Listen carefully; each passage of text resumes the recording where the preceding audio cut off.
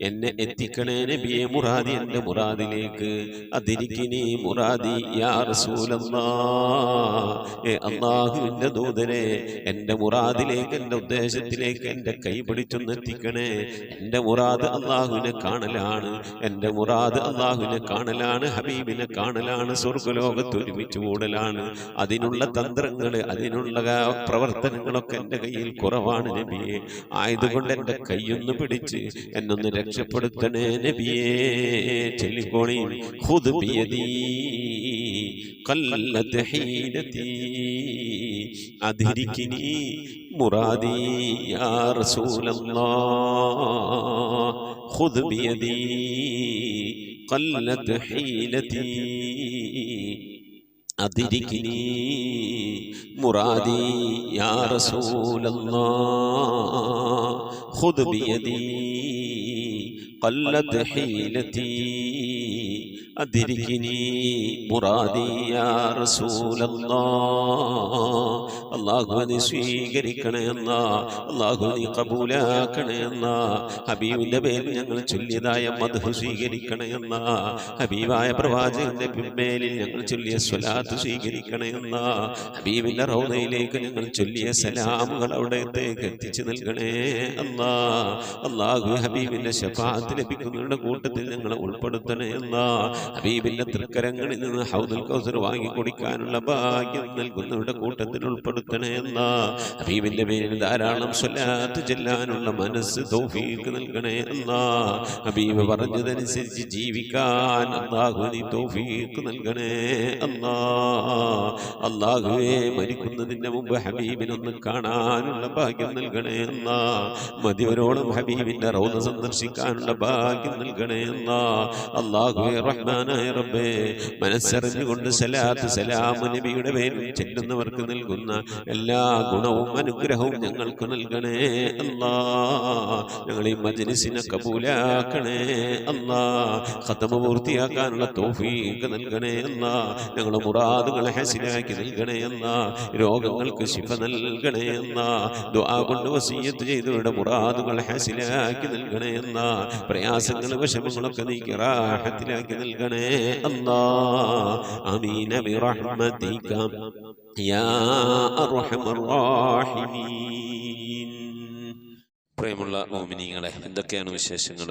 എല്ലാവർക്കും സുഖം തന്നെയല്ലേ? അല്ലാഹു സുബ്ഹാനഹു വ തആല ഇഹത്തിലും പരത്തിലും നമുക്കൊക്കെ സുഖവും സന്തോഷമൊക്കെ നൽകി അനുഗ്രഹിക്കട്ടെ. ആമീൻ യാ റബ്ബൽ ആലമീൻ. മുഅ്മിനീങ്ങളെ, പരമാവധി സ്വലാത്തുകൾ ചെല്ലാൻ വേണ്ടി ശ്രമിക്കണം. അല്ലാഹു തൗഫീഖ് ആക്കട്ടെ. ആമീൻ. 38,980 ദിക്ർ നമ്മുടെ സുബൈർ ആൻഡ് ഫാമിലി കൊല്ലം ചൊല്ലിയിട്ടുണ്ട്. അല്ലാഹു സുബ്ഹാനഹു വ തആല സ്വീകരിക്കട്ടെ. അർഹമായ പ്രതിഫലം ഇഹത്തിലും പരത്തിലും നൽകി അനുഗ്രഹിക്കട്ടെ. അവരിൽ നിന്ന് മരണപ്പെട്ടവർക്കൊക്കെ അല്ലാഹു മഗ്ഫിറത്ത് നൽകട്ടെ. ജീവിച്ചിരിക്കുന്നവർക്കൊക്കെ ആഫിയത്തുള്ള ദീർഘായുസ്സ് നൽകി അനുഗ്രഹിക്കട്ടെ. ആമീൻ യാ റബ്ബൽ ആലമീൻ. പ്രിയമുള്ള മുഅ്മിനീങ്ങളെ, ഒരുപാട് ആളുകൾ ദുആ വസിയത്ത് ചെയ്തിട്ടുണ്ട്. ഇൻഷാ അല്ലാഹ് എല്ലാവർക്കും വേണ്ടി ദ്വാരക്കണം. ഇൻഷാ അല്ലാഹ് വ്യാഴാഴ്ച ആകുമ്പോഴേക്കും പരമാവധി സ്വലാത്ത് ചൊല്ലി ഇൻഷാ അല്ലാഹ് ഇന്നലെ നമ്മൾ പറഞ്ഞതുപോലെ സ്വലാത്തിനെ പരമാവധി നമ്മൾ മുറുകെ പിടിക്കണം. അതാണ് നമ്മളുടെ ജീവനാഡി, നമ്മുടെ ശ്വാസോച്ഛ്വാസം അത് സ്വലാത്തായിരിക്കണം. ഉറങ്ങാൻ കിടക്കുന്ന സമയത്ത് സ്വലാത്ത് ചൊല്ലി ഇങ്ങനെ കിടക്കുക. അങ്ങനെ നമ്മളാണ്ട് ഉറങ്ങിപ്പോയാൽ നേരം വെളുക്കുന്നത് വരെ സ്വലാത്ത് ചൊല്ലിയ കൂലിയാണ്. പക്ഷെ ആ സ്വലാത്ത് എണ്ണം വെക്കാൻ പറ്റില്ല എന്ന് മാത്രമേ ഉള്ളൂ. ഉറങ്ങാൻ കിടക്കുന്ന സമയത്ത് നമ്മളെ ഓർമ്മയിൽ നമ്മളൊരു 100 സ്വലാത്ത് ചൊല്ലി, പിന്നെ അങ്ങനെയാണ്ട് ഉറങ്ങിപ്പോയി. നേരം വെളുക്കുന്നവരെ സ്വലാത്ത് ചൊല്ലിയ കൂലിയാണ്. പക്ഷെ നേരം വെളുക്കുന്നവരെ സ്വലാത്ത് ചൊല്ലുകയാണെങ്കിൽ ഏകദേശം ഒരു എത്ര സ്വലാത്ത് ഉണ്ടാവും? ഒരു 10,000 സ്വലാത്ത് ഉണ്ടാവും. അത് എണ്ണത്തിൽ കൂട്ടാൻ പറ്റുമോ? അത് എണ്ണത്തിൽ കൂട്ടാൻ പറ്റൂല. പക്ഷെ പഠിച്ച വണ്ണത്തിൽ കൂട്ടും. അള്ളാഹു അങ്ങനെ പ്രതിഫലം തരുന്നവരുടെ കൂട്ടത്തിൽ നമ്മെ അവരെ ഉൾപ്പെടുത്തി അനുഗ്രഹിക്കട്ടെ. ആമീൻ. ഇൻഷാ അല്ലാഹ് നമ്മിൽ നിന്ന് മരണപ്പെട്ടു പോയവരുടെ പേരിൽ ഫാത്തിഹ, ഇഖ്ലാസ്, മുഅവ്വദത്തൈൻ ഓതി ഇൻഷാ അല്ലാഹ് നമുക്ക് ദുആയിലേക്ക് പ്രവേശിക്കാം. അൽ ഫാത്തിഹ. أعوذ بالله من الشيطان الرجيم. بسم الله الرحمن الرحيم. الحمد لله رب العالمين. الرحمن الرحيم. مالك يوم الدين. إياك نعبد وإياك نستعين. اهدنا الصراط المستقيم. صراط الذين أنعمت عليهم غير المغضوب عليهم ولا الضالين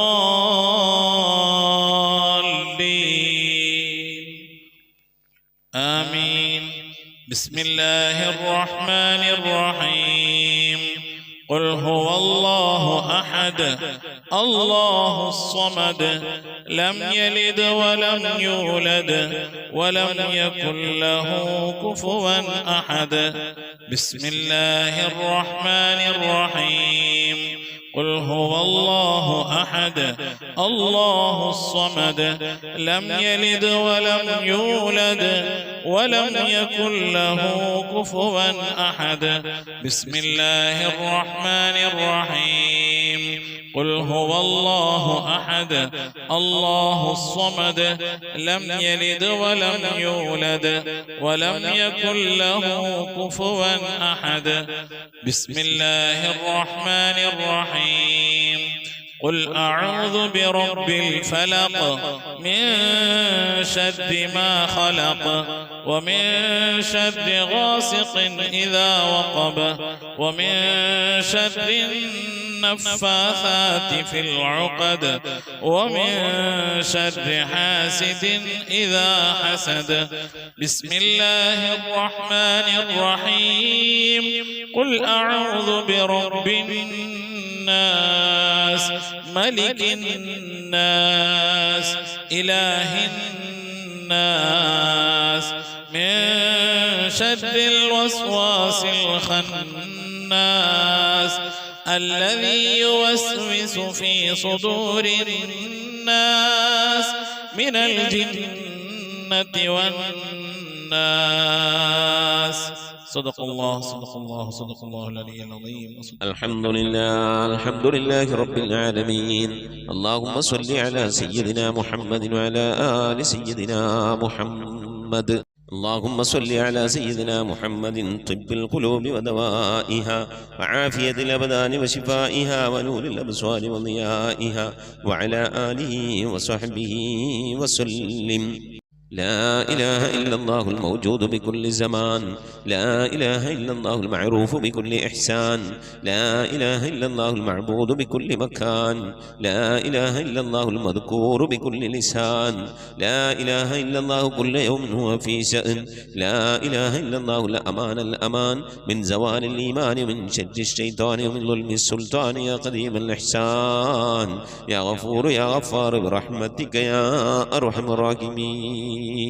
പടച്ചവനെ ലോകരക്ഷിതാവായ റഹ്മാനായ അല്ലാഹ്, ഞങ്ങൾ ഓതിയതായ പരിശുദ്ധമായ ഖുർആൻ ശരീഫിനെ നീ സ്വീകരിക്കണേ അല്ലാഹ്. എന്തെങ്കിലും പാകപ്പഴവനൊക്കെ വന്നു പോയി വിട്ടു പുറത്ത് മാപ്പാക്കണേ അല്ലാഹ്. ഇതൊക്കെ നാളെ ഞങ്ങളെ ഖബറിലേക്ക് ഉപകരിക്കുന്ന സൽക്കർമ്മമാക്കണേ അല്ലാഹ്. ഇതിനൊക്കെ ഇതിന് തവാബിന് ഹബീബായ പ്രവാചകൻ മുത്തു മുഹമ്മദ് മുസ്തഫ സല്ലല്ലാഹു അലൈഹി വസല്ലമ തങ്ങളെ ഹദറത്തിലേക്ക് എത്തിക്കണേ അല്ലാഹ്. അവിടുത്തെ ശഫാഅത്ത് ലഭിക്കുന്നവരുടെ കൂട്ടത്തിൽ ഈ പാപികളായ ഞങ്ങളെ നീ ഉൾപ്പെടുത്തണേ അല്ലാഹ്. എല്ലാം ഔലിയാക്കളെ സ്വാലിഹീങ്ങളെ സജ്ജനങ്ങളെ ഹദറത്തിലേക്ക് എത്തിക്കണേ അല്ലാഹ്. അല്ലാഹുവേ, മഹാന്മാരായ അസ്ഹാബുൽ ബദരീങ്ങളെ ഹുദീങ്ങളെ ഖന്തഖീങ്ങളെ ഹദറത്തിലേക്ക് എത്തിക്കണേ അല്ലാഹ്. എല്ലാ സ്വഹാബത്തെ കിറാമിന്റെ ഹദറത്തിലേക്കും എത്തിക്കണേ അല്ലാഹ്. അഹ്ലു ബൈത്തിന്റെ ഹദറത്തിലേക്ക് എത്തിക്കണേ അല്ലാഹ്. ഉമ്മഹാത്തുൽ മുഅ്മിനീങ്ങളെ ഹദറത്തിലേക്ക് എത്തിക്കണേ അല്ലാഹ്. അല്ലാഹുവേ, റഹ്മാനായ റബ്ബേ, മഹാന്മാരായ നിന്റെ ഔലിയാക്കളുടെ ഹദറത്തിലേക്ക് എത്തിക്കണേ അല്ലാഹ്.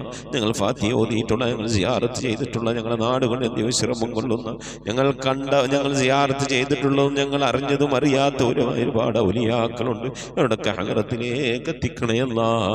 സ്വാലിഹീങ്ങൾ, സജ്ജനങ്ങൾ, മശായിഖന്മാർ, ഖൈറിന്റെ അഹ്ലുകാർ, ശുഹദാക്കൾ, സിദ്ദീഖീങ്ങളുടെ ഹദറത്തിലേക്ക് എത്തിക്കണേ അല്ലാഹ്. അവർക്കൊക്കെ നിന്റെ അടുക്കലുള്ള പദവികളെ ദർജകളെ നിവർത്തി കൊടുക്കണേ അല്ലാഹ്. അവരുടെയൊക്കെ ഹക്ക് ജാഹ് ബർക്കത്ത് കൊണ്ട് ഞങ്ങളൊക്കെ ആക്കി തരണേ അല്ലാഹ്.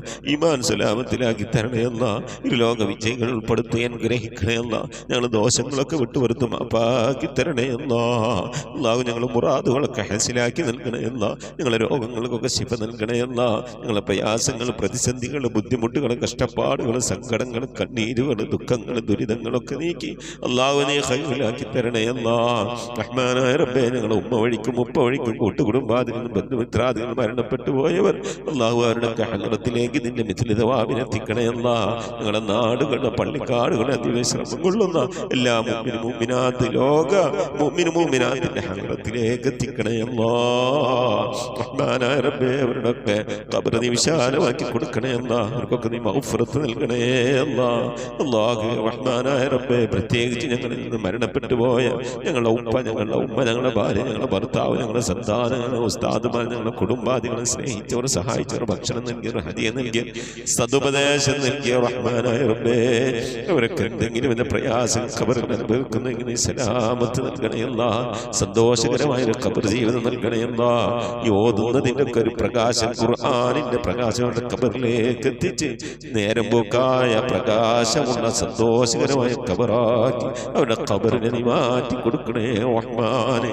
അല്ലാഹുവേ, ഈ മജ്‌ലിസിൽ ദുആ കൊണ്ട് വസിയത്ത് ചെയ്ത എൻ്റെ പ്രിയപ്പെട്ട ഉപ്പമാർ, ഉമ്മമാർ, സഹോദരി സഹോദരന്മാർ എല്ലാവർക്കും നീ മഗ്ഫിറത്ത് നൽകണേ അല്ലാ. ഞങ്ങളുടെ ഉദ്ദേശങ്ങളൊക്കെ നിറവേറ്റി നൽകണേ അല്ലാ. ഞങ്ങളുടെ രോഗങ്ങൾക്കൊക്കെ ശിഫ നൽകണേ അല്ലാ. അല്ലാഹുവേ, പ്രത്യേകിച്ച് ഖത്മുൽ ഖുർആൻ മജ്‌ലിസുമായി ബന്ധപ്പെട്ടവരിൽ നിന്ന് ആരൊക്കെ മരിച്ചു പോയിട്ടുണ്ടോ അല്ലാഹു അവർക്കൊക്കെ നീ മഗ്ഫിറത്ത് നൽകണേ അല്ലാ. അവരുടെ ഖബറൊക്കെ നീ ജന്നത്താക്കി നൽകണേ അല്ലാ. റഹ്മാനായ റബ്ബേ, ഞങ്ങളുടെ മഈശത്തിന്റെ മേഖലയിലൊക്കെ ബർക്കത്ത് നൽകണേ അല്ലാ. ജോലികളിൽ, ബിസിനസ്സുകൾ, കച്ചവടങ്ങൾ, കൃഷിയിടങ്ങൾ, കൂലിവേലകൾ, കുടിൽ വ്യവസായങ്ങൾക്ക് ബർക്കത്ത് നൽകണേ അല്ലാ. കടം കൊണ്ട് പ്രയാസപ്പെടുന്നവരുടെയൊക്കെ വീട്ടാനുള്ള തൗഫീഖ് നൽകണേ അല്ലാ. കടക്കാരായിക്കൊണ്ട് ഞങ്ങൾ ആരെയും നീ മരിപ്പിക്കല്ല റഹ്മാനെ. വീടില്ലാതെ സങ്കടപ്പെടുന്നവരുണ്ട്, കോട്ടേഴ്സിലും വാടക വീട്ടിലൊക്കെ താമസിക്കുന്നവരുണ്ട്. റാഹത്തായ മണ്ണും വീടും ഒക്കെ നൽകി അനുഗ്രഹിക്കണേ അല്ലാ. വീട് പണി തുടങ്ങി വെച്ചവരുണ്ട്, പൂർത്തിയാക്കാനുള്ള തൗഫീഖ് നൽകണേ അല്ലാ. റഹ്മാനായ റബ്ബേ, മക്കളില്ലാതെ സങ്കടപ്പെടുന്നവർ സ്വാലിഹീങ്ങളായ മക്കളെ നൽകണേ അല്ലാ. വിവാഹം നടക്കാതെ വിഷമിച്ചിരിക്കുന്നവരുടെ ഖൈറായ ഇണകളെ നൽകണേ റഹ്മാന്. ഗർഭിണികളായ സഹോദരിമാരുണ്ട്, സുഖപ്രസവം നൽകണേ അല്ലാ. റഹ്മാനായ റബ്ബേ, മക്കളുടെ വിവാഹം ഉറപ്പിച്ചു വെച്ചവരുണ്ട് അല്ലാ. ഖൈറായ രീതിയിൽ അവരെ കെട്ടിച്ചയക്കാനുള്ള സാമ്പത്തിക അഭിവൃദ്ധി നൽകി അനുഗ്രഹിക്കണേ അല്ലാ. അല്ലാഹുവേ, ജോലിയില്ലാതെ വിഷമിക്കുന്നവരുടെ ഖൈറായ ജോലി നൽകണേ അല്ലാ. വിസ കിട്ടാതെ, ലൈസൻസ് കിട്ടാതെ, അക്കാം അടിച്ചു കിട്ടാതൊക്കെ പ്രയാസപ്പെടുന്നവരുടെ ഖൈറിലാക്കണേ അല്ലാ. വിദേശത്തും സ്വദേശത്തൊക്കെ ജോലി ചെയ്യുന്ന ജോലികളിലൊക്കെ ബർക്കത്ത് നൽകണേ അല്ലാ. ബർക്കത്തുള്ള സമ്പത്ത് നൽകണേ അല്ലാ. ധാരാളം സക്കാത്തും പാവപ്പെട്ടവരെ സദഖയൊക്കെ കൊടുക്കാൻ കഴിയുന്ന രീതിയിൽ സാമ്പത്തിക അഭിവൃദ്ധി ഞങ്ങൾക്കൊക്കെ നൽകി അനുഗ്രഹിക്കണേ അല്ലാ. റഹ്മാനായ റബ്ബേ, നിന്റെ മഹൽ ഫദ്ൽ കൊണ്ട് അല്ലാ ഇരുലോക വിജയികൾ ഞങ്ങളെ നീ ഉൾപ്പെടുത്തണേ അല്ലാ. ഞങ്ങളുടെ മക്കളൊക്കെ നീ സ്വാലിഹീങ്ങളാക്കണേ അല്ലാ. മക്കൾ കാരണമായി ദുനിയാവിലെ നാളെ ആഖിറത്തിൽ വശനാകുന്ന ഒരവസ്ഥയിലേക്ക് ഞങ്ങൾ എത്തിക്കണേ അല്ലാ. ദീനുള്ള മക്കളാക്കണേ അല്ലാ. നമസ്കാരമുള്ള മക്കളാക്കണേ അല്ലാ. അദബുള്ള മക്കളാക്കണേ അല്ലാ. ഞങ്ങളുടെ ശരീരങ്ങളെ നാളെ ഖബറിലേക്ക് ആരുടെ മണ്ണിന്റെ ഉള്ളിലേക്ക് കൊണ്ടുവെക്കുമ്പോ ആ ഖബറിന്റെ അടുക്കൽ വന്ന് എന്റെ ഉപ്പാക്ക് നീ പുറത്തു കൊടുക്കണേ അല്ലാ, എന്റെ ഉമ്മാക്ക് നീ പുറത്തു കൊടുക്കണേ അല്ലാ എന്ന് പറഞ്ഞുകൊണ്ട് കണ്ണും കൽബും പൊട്ടിക്കരയുന്ന മക്കളാക്കണേ അല്ലാ. അങ്ങനെ ദുആ ചെയ്യുന്ന മക്കളാക്കണേ അല്ലാ. മക്കളുടെ ഖൈറാത്തുകൾ കണ്ടുകൊണ്ട് സന്തോഷിക്കാനുള്ള തൗഫീഖ് നൽകണേ അല്ലാ. ഞങ്ങളുടെ മക്കളൊക്കെ കുടുംബജീവിതം സന്തോഷത്തിലാക്കണേ അല്ലാ. കുടുംബ ജീവിത പ്രയാസത്തിലായവരുണ്ട്, വിഷമത്തിലായവരുണ്ട്. ഭർത്താവിനെ കൊണ്ട് ഭാര്യ ബുദ്ധിമുട്ടുന്നവരുണ്ട്, ഭാര്യയെ കൊണ്ട് ഭർത്താവ് ബുദ്ധിമുട്ടുന്നവരുണ്ട്. അങ്ങുമിങ്ങും കലഹങ്ങളായി കഴിയുന്നവരുണ്ട്. അല്ലാഹുവേ, ഒക്കെ നീ സന്തോഷത്തിലാക്കണേ എന്നാ, ഖൈറിലാക്കണേ എന്നാ. ഞങ്ങളുടെ കുടുംബ ബന്ധമൊക്കെ നീ നിലനിർത്തി തരണേ എന്നാ. റഹ്മാനായ റബ്ബേ, മരിക്കുന്നതിന് മുമ്പ് മഖബൂലും മബ്റൂറുമായ ഹജ്ജും ഉംറയും മർദിയായി സിയാറത്തൊക്കെ ചെയ്യാനുള്ള തൗഫീഖ് നൽകണേ എന്നാ. പുന്നാര ഹബീബിന്റെ റൗള സിയാറത്ത് മദിഹരോളം ചെയ്യാനുള്ള തൗഫീഖ് നൽകണേ അല്ലാ. മക്കം കാണാതെ, മദീന കാണാതെ ഈ ദുനിയാവിൽ നിന്ന് ഞങ്ങളെ നീ തിരിച്ചു വിളിക്കല്ല അല്ലാ. നിന്റെ ഹബീബായ പ്രവാചകൻ മുത്ത് മുഹമ്മദ് മുസ്തഫ സല്ലല്ലാഹു അലൈഹി വസല്ലം തങ്ങളെ പൂമുഖം ദർശിച്ചുകൊണ്ട് സന്തോഷിച്ച് ലാ ഇലാഹ ഇല്ലല്ലാഹ് എന്ന കലിമത്ത് തൗഹീദ് ഉച്ചരിച്ചുകൊണ്ട് ഒരു വെള്ളിയാഴ്ച രാവിലെ ഒരു വെള്ളിയാഴ്ച പകലിലോ ഈ ദുനിയാവിൽ നിന്ന് വിട പറയാൻ തൗഫീഖ് നൽകണേ അല്ലാഹ്. ഞങ്ങളെ സക്കറാത്ത് എളുപ്പമാക്കി തരണേ അല്ലാഹ്. മരണം നന്നാക്കി തരണേ അല്ലാഹ്. സ്വാലിഹീങ്ങൾ മരിക്കുന്നത് പോലെ ഈ ദുനിയാവിൽ നിന്ന് വിട പറയാൻ നീ ഞങ്ങൾക്ക് തൗഫീഖ് നൽകണേ അല്ലാഹ്.